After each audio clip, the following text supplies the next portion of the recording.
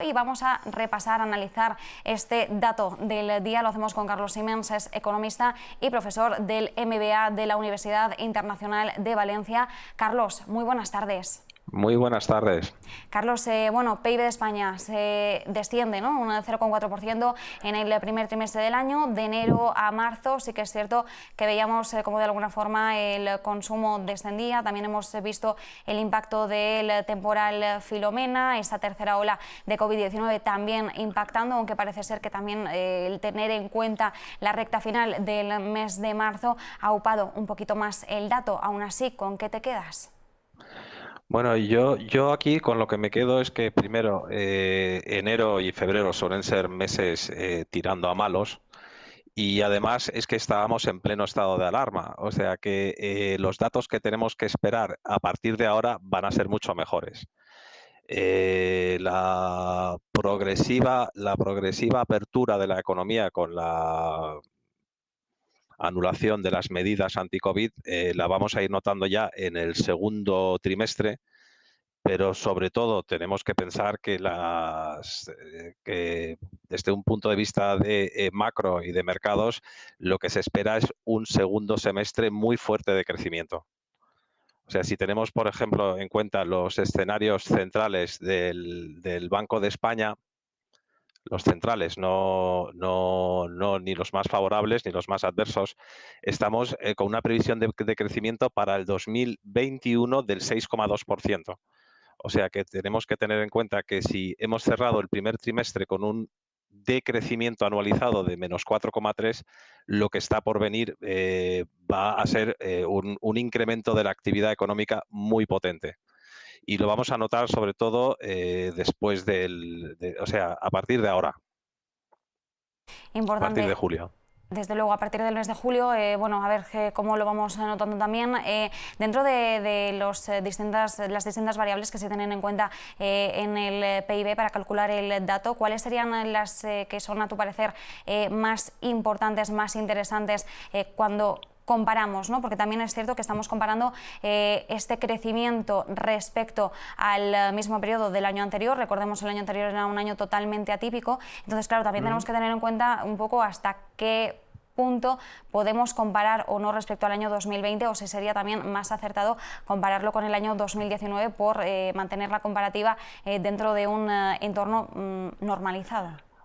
Hombre, yo lo que te diría es que miráramos al año 2020, porque ahí hemos perdido mucho PIB. O sea que la economía se cerró y hemos tenido un descenso muy potente. Y este año vamos a recuperar parte de lo perdido. Pero esa recuperación de lo que nos hemos dejado por culpa de la pandemia no va a terminar probablemente hasta finales del 23 o principios del 24. Entonces, ahora mismo seguimos en pandemia, o sea, todas las previsiones de crecimiento están sujetas a que la evolución de la pandemia sea positiva. Si hay rebrotes, como estaba viendo en Israel, o la temporada de verano en España por culpa de la pandemia no es tan buena como se esperaba, pues van a planear muchas sombras sobre los números españoles. Bueno, y los números en general, pero sobre todo los españoles, que nuestra economía es muy dependiente del sector servicios. Luego hay otros sectores que realmente para ponerse a niveles de prepandemia tienen que crecer bastante, como es la construcción, ¿no? Ahora mismo estamos un 15% por debajo del nivel de prepandemia, o el sector de manufacturas, que es un 8%.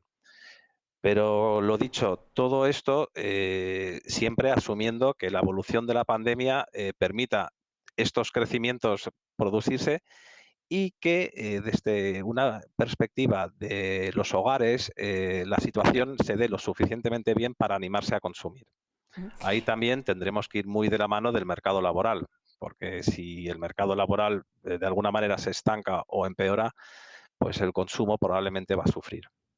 De hecho, apuntando al mercado laboral, el Instituto Nacional de Estadística decía que dentro de este dato se observa también cómo las horas trabajadas descendían un 2% en términos trimestrales, que es algo también que tenemos que tener muy en cuenta.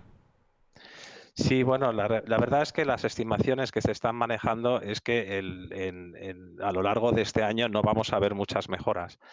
pero a lo largo del año 2022 y 2023 los escenarios más favorables incluso nos pondrían por debajo de niveles de prepandemia. O sea, de alguna manera hay que pensar que la recuperación de la actividad económica, por un lado, más las ayudas que vamos a recibir de Europa van a tener un impacto decisivo en las cifras de PIB futuras.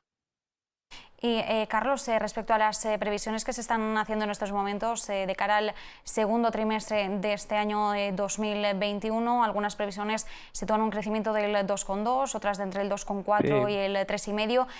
¿Cuál sería la previsión más certera, más factible, por así decirlo? Hombre, yo, vamos a ver, me quedaría con una previsión central tirando a bajista porque realmente lo que es la actividad económica la hemos visto creciendo a buen ritmo casi al final del trimestre. Entonces, hemos estado confinados con muchísimas restricciones, dependiendo de la comunidad autónoma. Además, eran restricciones más duras que otras, sin movilidad.